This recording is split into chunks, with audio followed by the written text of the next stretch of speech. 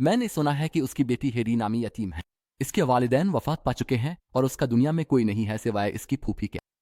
लेकिन इसकी फूफी को गांव से दूर काम मिल जाता है और इसे हेडी को अपने साथ ले जाने की इजाजत नहीं होती।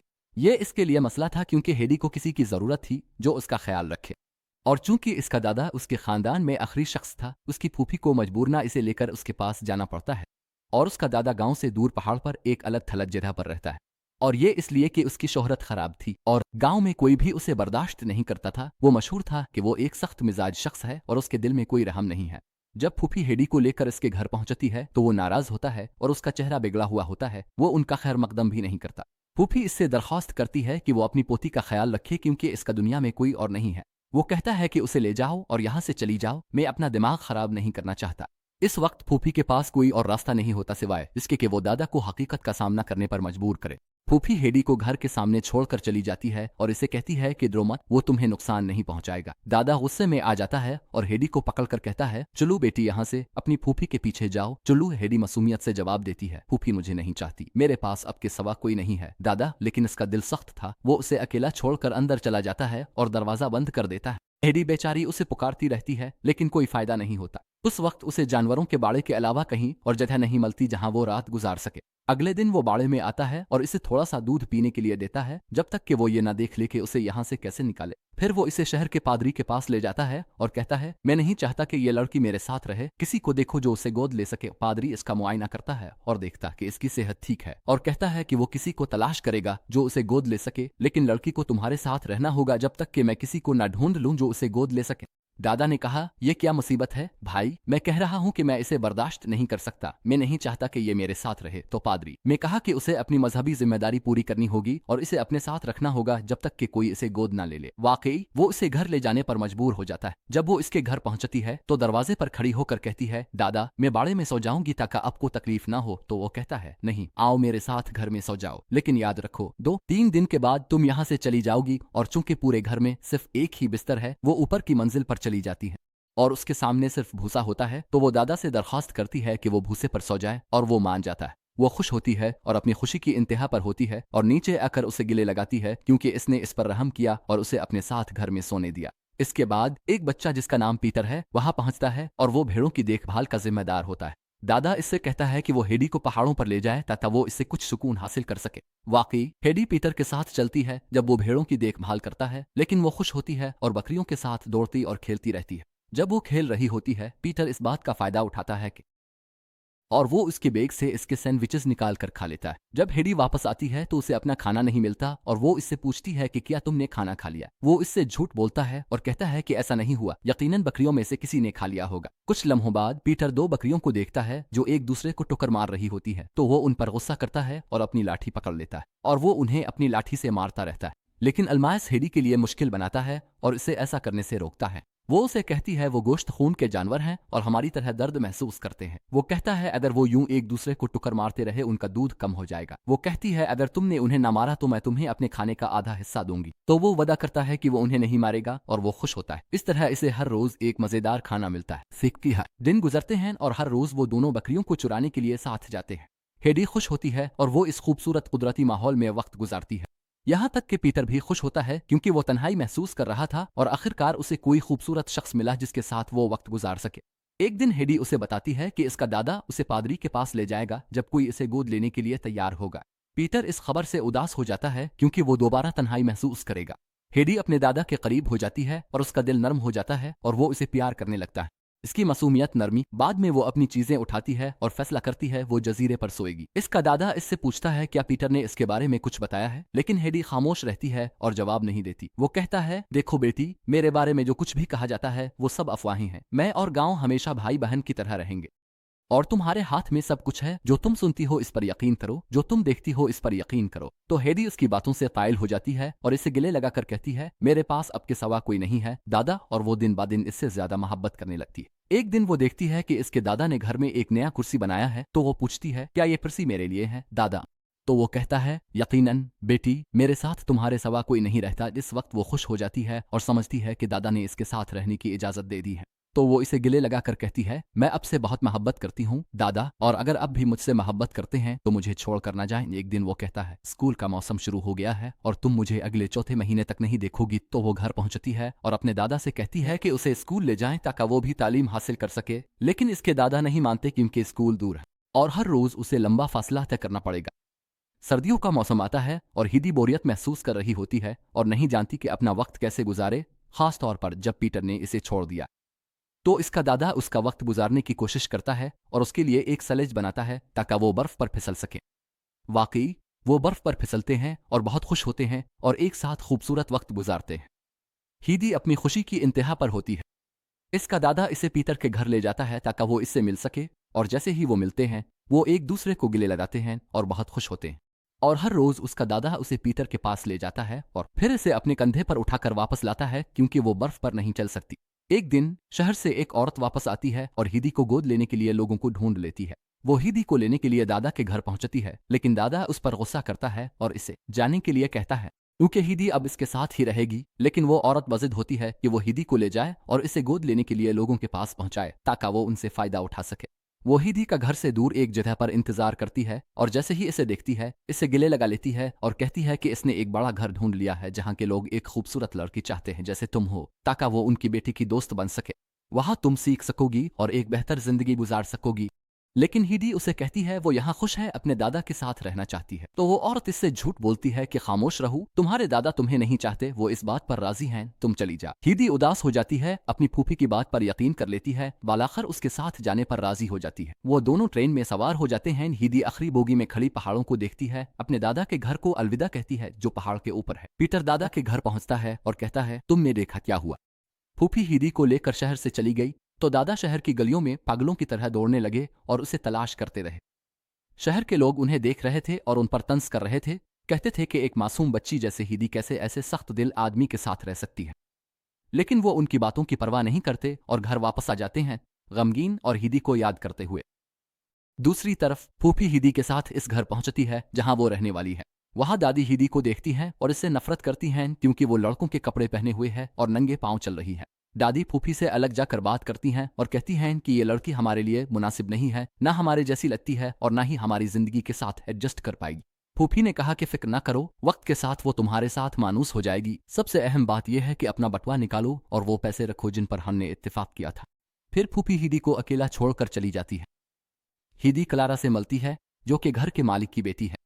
हमें पता चलता है कि क्लारा के वालिद और दादी ने एक लड़की को बुलाया है ताकि वो इसकी तन्हाई में उसका साथ दे सके। ये इसलिए है क्योंकि क्लारा को फालिज है और वो दूसरे बच्चों की तरह खेल नहीं सकती। ये इसलिए है क्योंकि वो व्हील चेयर पर बैठी होती है और नहीं चल नहीं सकती।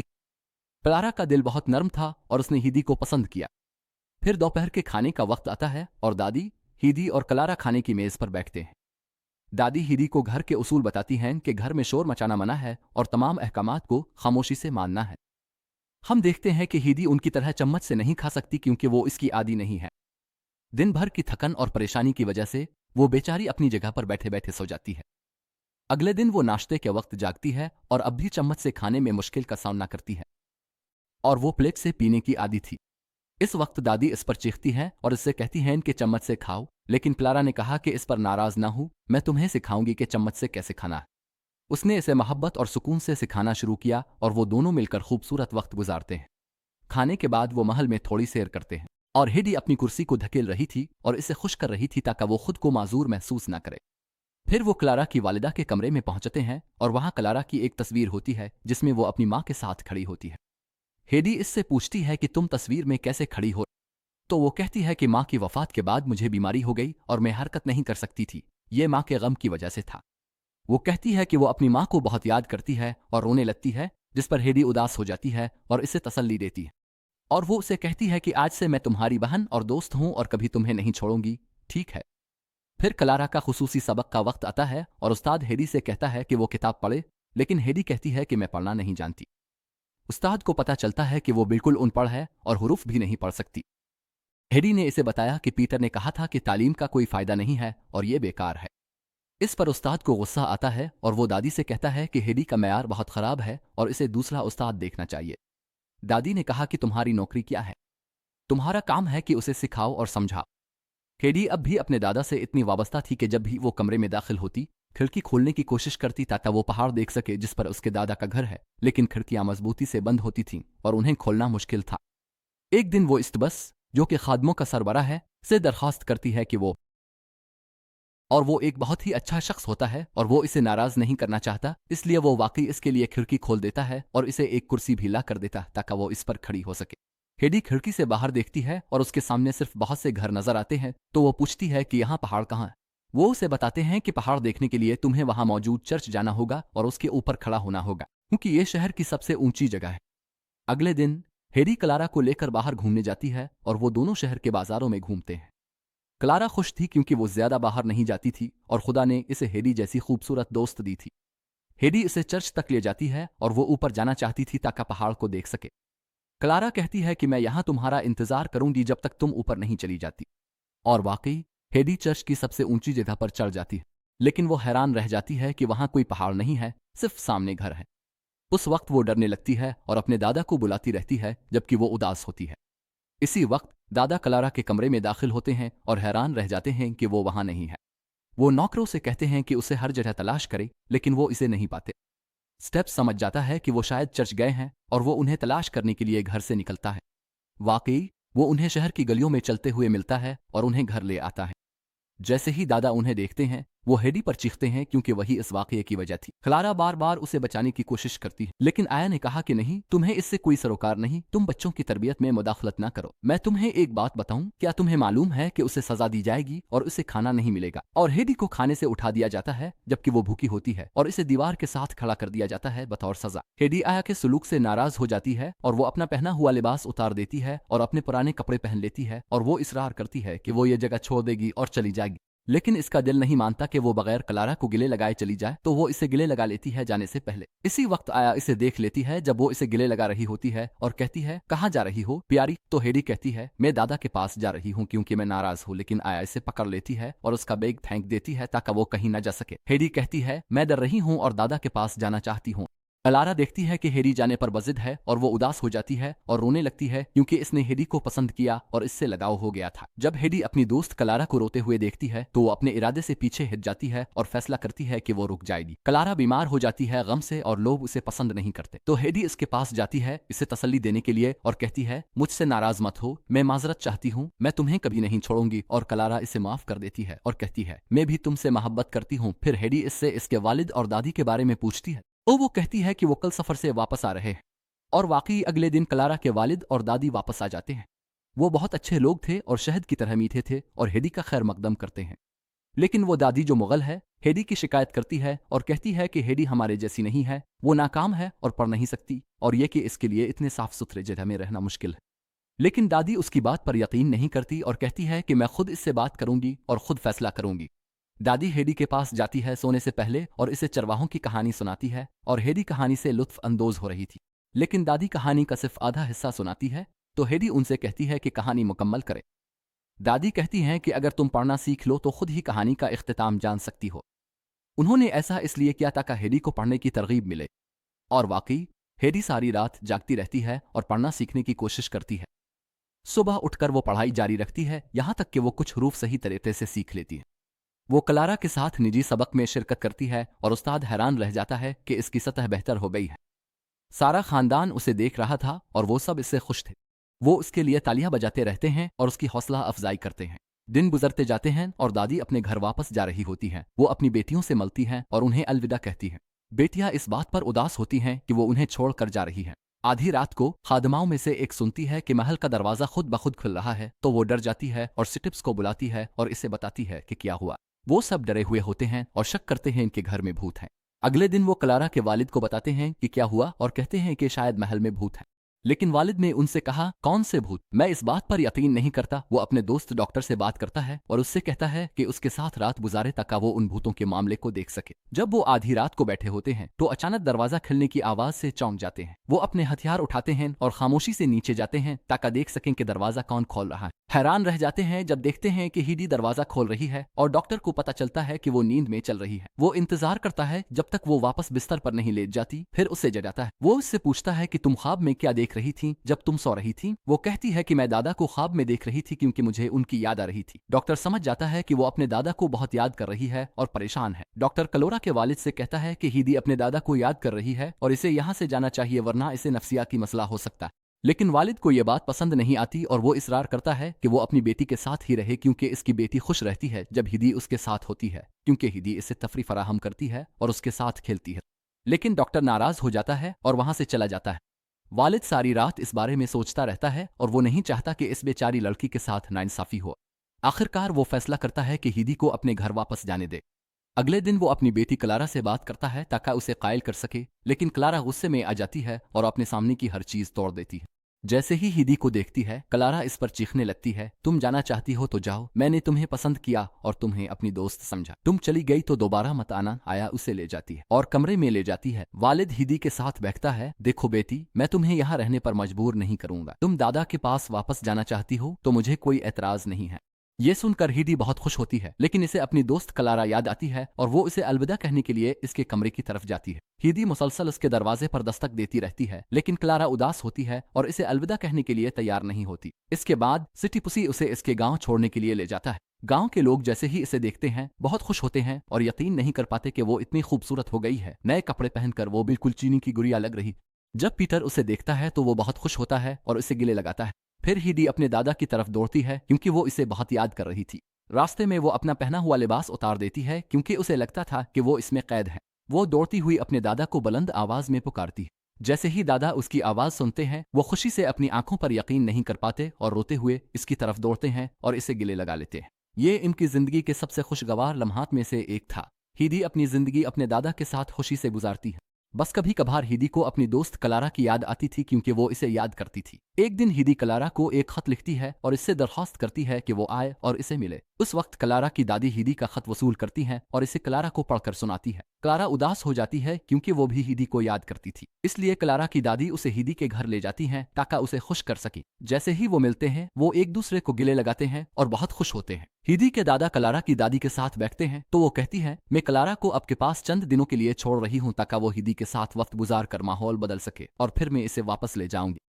तो दादा इस बात पर राजी हो जाते हैं और खुश होते हैं और कहते हैं कि क्लारा मेरी बेटी की तरह है और मैं इसका बहुत ख्याल रखूंगा। हिदी और क्लारा एक साथ खुशगवार वक्त गुजारती हैं और सारा दिन खेलती रहती है। लेकिन पीटर को हसद महसूस होता है क्योंकि क्लारा ने इसकी दोस्त को इससे छीन लिया है। यहां तक कि एक दिन वो क्लारा से बदला लेना चाहता है और उसकी व्हील चेयर लेकर उसे पहाड़ी से नीचे फेंक देता है। इस वक्त सब लोग नींद से जागते हैं और क्लारा की कुर्सी नहीं मिलती और वो हर जगह इसे तलाश करते हैं, लेकिन इसका कोई निशान नहीं मिलता। दादा को शक होता है कि ये पीटर ने क्या है क्योंकि क्लारा ने हिदी को इससे छीन लिया है, इसलिए वो मजबूरना क्लारा को अपने कंधे पर उठा लेते हैं और पीटर के मकाम तक चलते हैं। जब वो वहां पहुंचते हैं तो क्लारा को बिठा देते हैं और पीटर से कहते हैं कि मैं जानता हूं कि तुमने क्या किया है और तुम्हें माफ करने के लिए मैं तुमसे एक दरखास्त करूंगा और तुम्हें इसे पूरा करना होगा। मैं दोनों लड़कियों को तुम्हारे साथ छोड़ रहा हूं और चाहता हूं कि तुम उनका ख्याल रखो। मेरी बात सुनो। वाकई वो दोनों लड़कियों को छोड़कर चले जाते। क्लारा पहली बार उन पहाड़ों को देखती है जिनके बारे में हिदी हमेशा इससे बताया करती थी और वो हिदी के रहने की जगह की खूबसूरती से हैरान रह जाती है। उस वक्त हिदी उसे कहती है कि अपनी जगह पर रहो, मैं तुम्हारे लिए बैरी लेने जा रही हूँ और वापस आऊंगी। और जब क्लारा बैठी होती है तो उसे महसूस होता है कि कोई तितली उसकी टांगों पर चल रही है। ये इसके लिए एक झटका होता है क्योंकि उसे तो अपनी टांगों का एहसास नहीं होना चाहिए था।